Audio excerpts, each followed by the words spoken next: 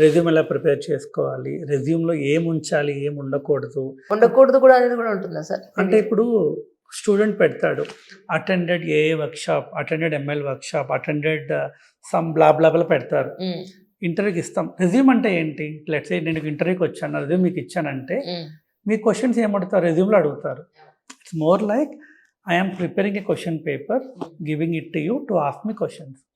So నేను question paper నాకు మీకు ఇస్తున్నప్పుడు నాకు వచ్చినవి పెట్టాలా, కామన్వి పెట్టాలా?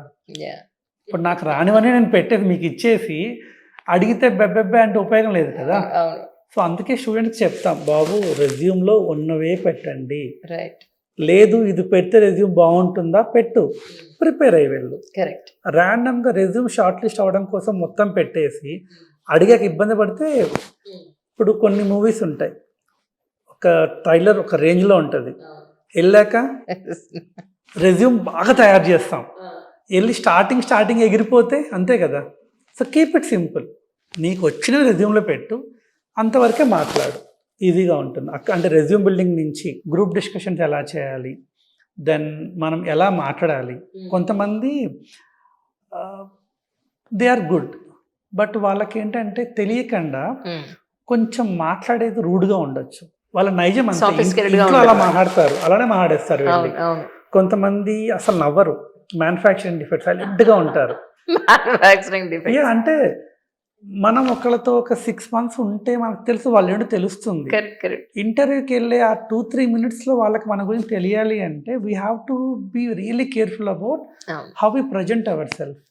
అవన్నీ చాలా ఇంపార్టెంట్. కమ్యూనికేషన్ ఒక లాంగ్వేజ్ ఒకటే కాదు, రెజ్యూమ్ ఎలా తయారు చేస్తున్నాం, ఎలా మాట్లాడుతున్నప్పుడు కొంచెం కళ్ళలో స్మైల్ ఉండాలి, కాన్ఫిడెన్స్ ఉండాలి, ఆ ఫస్ట్ ఎలా క్రియేట్ చేయాలో చాలా ఇంపార్టెంట్.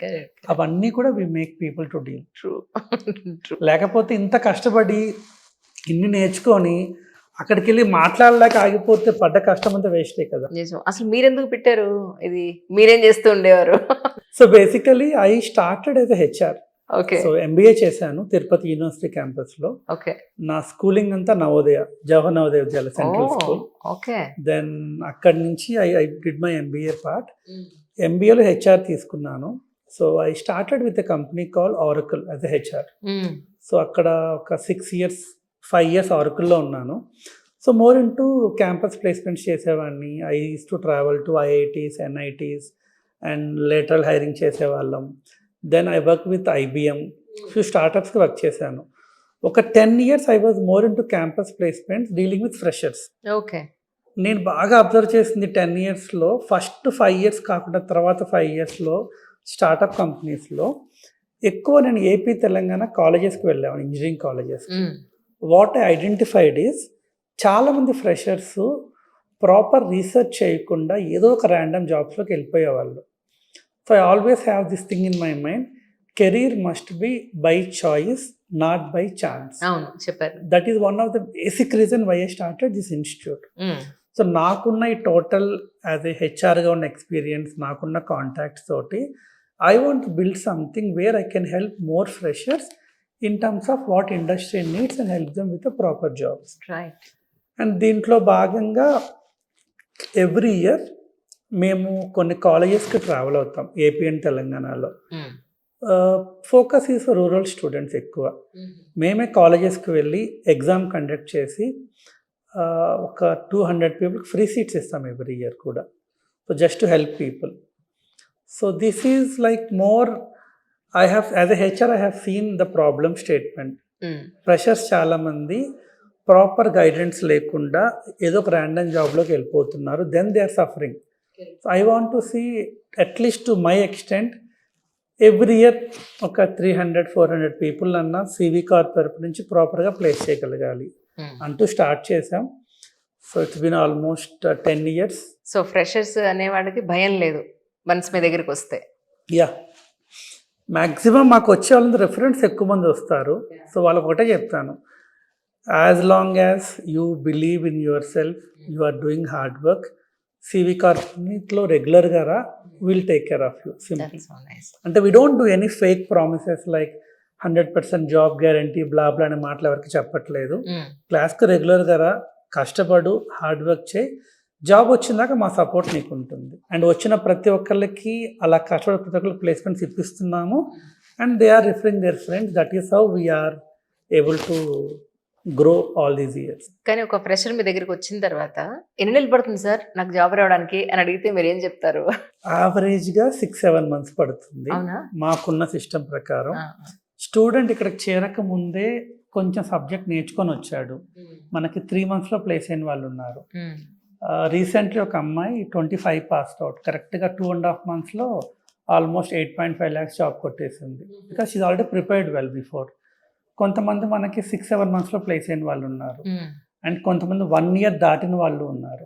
ఎందుకంటే అందరు స్టూడెంట్స్ సేమ్ లెర్నింగ్ ఎబిలిటీ ఉండదు, సేమ్ ఫ్యామిలీ బ్యాక్గ్రౌండ్ నుంచి రారు, సేమ్ అకాడమిక్స్ ఉండవు, సేమ్ ప్రాపర్ గైడెన్స్ ఉండదు. కొంతమంది వచ్చిన తర్వాత కొంచెం టైం పడుతుంది నేర్చుకోవడానికి. So we respect that students journey part. If they are regular and committed hard working, placement వచ్చినాక సపోర్ట్ ఉంటుంది. యావరేజ్ 6-7 months ఈ something what I have noticed out of all these placements still now. ఒకసారి job వచ్చి sir ఇక్కడ చేస్తాను ఇన్నాళ్ళు, మళ్ళీ next లెవెల్కి వెళ్ళాలనుకుంటున్నాను, వేరే కంపెనీలో నాకు ఏమైనా ఇస్తారా అంటే దాని సపోర్ట్ ఉంటుందా మీ దగ్గర? We always say once you are a CV Corp student, you are always CV Corp student. That's so nice. For a lifetime.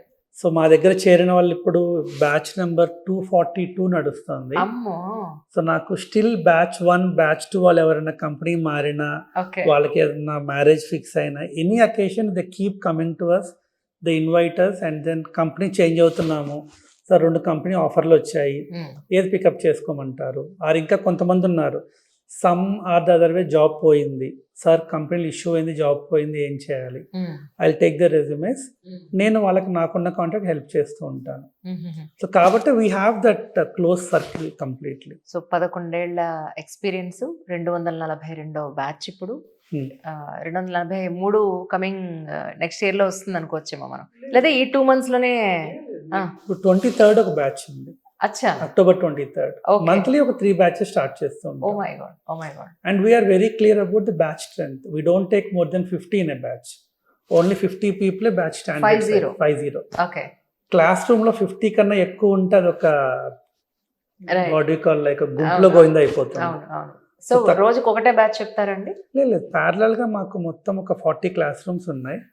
So daily ఒక 20+ బ్యాచెస్ క్లాసెస్ నడుస్తూ ఉంటాయి. 30 members ట్రైనర్స్ ఉన్నారు, ఒక 15 members మెంటర్స్ ఉంటారు doubt sessions కి వాటికి. So అలా అయితే ఇంటర్వ్యూ చేయాల్సింది ఇక్కడ కాదండి, మీ క్యాంపస్ కి రావాలి, మీ క్యాంపస్ లో స్టూడెంట్స్ తో మాట్లాడాలి, మీ ఫ్యాకల్టీ తోటి మాట్లాడాలి, అది మనం చూపించాల్సింది జనాలకి, ప్రజలకి. ఓకే, ఇది క్లాస్ రూమ్స్ ఇలా ఉన్నాయి, వీళ్ళు ఇలా కూర్చున్నారు, ఇలా నేర్చుకుంటున్నారు, ఈ టైం నుంచి ఈ టైం వరకు. మీరు మాట్లాడడం వేరు, మీ దగ్గర చదువుకుంటున్నా లేదా మీ దగ్గర ట్రైనింగ్ అవుతున్న స్టూడెంట్స్ మాట్లాడడం వేరు కదా. వాళ్ళకి పూర్తి స్థాయిలో ఇన్ఫర్మేషన్ మనం ఇచ్చిన వాళ్ళం అవుతాం. That's so nice really. ఏమైనప్పటికీ నెక్స్ట్ ఇంటర్వ్యూ మాత్రం మీ క్యాంపస్లో మీరు ఒకసారి ప్లాన్ చేయండి తప్పకుండా. చైతన్య గారు, ఈ సందర్భంగా ఎవరైతే ఫ్రెషర్స్ ఉన్నారో వాళ్ళకి కానీ వాళ్ళ పేరెంట్స్కి కానీ చూసే వ్యూవర్స్కి కానీ మీరు ఏం చెప్పదలుచుకున్నారు? ఎవరన్నా ఫ్రెషరు బయట ఒక ఇన్స్టిట్యూట్లో చేరాలి అనుకున్నప్పుడు I always tell them, blindly వెళ్ళొద్దు. నాకు ఎవరన్నా డెమోకి వస్తారు స్టూడెంట్స్, వాళ్ళకి ఏం చెప్తానంటే, ఎవరో ఫ్రెండ్ తీసుకొచ్చారు కాబట్టి, నేను ఇందాక ఎలా అయితే career by choice not by chance అన్నానో, CV Corpలో చేరడం కూడా బై చాయిసే ఉండాలి. So come to the institute, ఒక 4-5 days క్లాసెస్ వినండి, మీకు ఏ ఫ్యాకల్టీ అయితే మీకు అలొకేట్ చేస్తారో వాళ్ళతో ఇంటరాక్ట్ అవ్వండి. డెమో క్లాస్ ఇస్తున్నారా? 4-5 days ఇస్తున్నారా? 6-7 months జర్నీ కదండి. ఓకే. సో మనీ పే చేసి 6-7 months ఒక ప్లేస్ మనం ఉంటున్నప్పుడు 4-5 days లో వచ్చే నష్టం ఏం లేదు కదా. ఇట్స్ లైక్ స్టూడెంట్ కి నేను నచ్చాలి, నాకు స్టూడెంట్ కూడా కొంచెం వీడు క్లాస్ కి రెగ్యులర్ వచ్చిన ఫీలింగ్ నాకు రావాలి. సో 4-5 days క్లాసెస్ వినండి, ఫ్యాకల్టీస్తో ఇంటరాక్ట్ అవ్వండి. స్టూడెంట్స్ ఇన్స్టిట్యూట్లో చాలా మంది ఉంటారు, ర్యాండమ్గా జనాలతో మాట్లాడండి, చెక్ చేసుకోండి స్టూడెంట్ గురించి. వన్స్ యూ ఫీల్ కంఫర్టబుల్, వీళ్ళు అయ్యే ప్లేస్మెంట్స్ అన్నీ వీళ్ళు ఎంత, మేమైతే చాలా ఓపెన్గా మా ఇన్స్టాగ్రామ్ పేజ్ ఉంటుంది CV Corp అని, దాంట్లో ప్రతి ప్లేస్మెంటు డేటా ఓపెన్గా ఇచ్చేస్తాం. ఏ కంపెనీలో ప్లేస్ అయ్యారు, శాలరీ ఎంత, ఏ కాలేజ్ డేటా మొత్తం ఉంటుంది. మా వెబ్సైట్లో డేటా ఉంటుంది. I always tell people, come listen to classes for 3-4 days, do all the verification what ever you want to do. మీకు అన్ని రకాలుగా నచ్చి ఓకే అనుకుంటే పేమెంట్ చేసుకొని జాయిన్ అయిపోవచ్చు. బ్లైండ్లీ అయితే చేరాల్సిన అవసరం లేదు. అండ్ ప్రతి బ్యాచ్ స్టార్టింగ్లో ఎగ్జామ్ పెడతాం. We call it CV talent test.